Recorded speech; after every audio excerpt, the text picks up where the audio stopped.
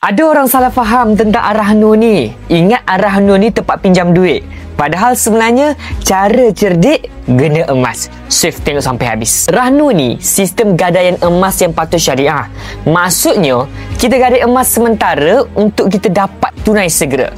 Tapi emas tu masih milik kita. Cuma disimpan sebagai cagaran sahaja. Contohnya kan, kita perlukan duit untuk kecemasan. Contoh, baiki kereta ke, bayar yuran anak ke, ataupun nak guna modal bisnes kecil. Daripada kita jual semua emas ni, lebih baik kita gadai di Ar-Rahnu Public Gold sendiri.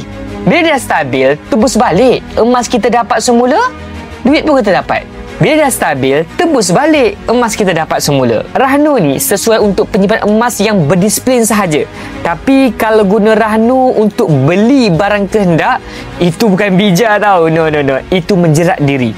Rahnu ni alat bantu sementara sahaja, bukan lesen untuk berhutang. Jadi nak tak? Saya bantu anda mulakan tabungan emas serendah RM100 sahaja melalui akaun Gap Gold Accumulation Program Public Gold. Macam ni. Untuk bermula, ujuk pin video saya tentang 4 langkah daftar akaun Public Gold. Ia sendiri akan bimbing cara simpan emas yang terbaik untuk anda. Jadi, apa tunggu lagi? Jom kumpul emas 1 kg.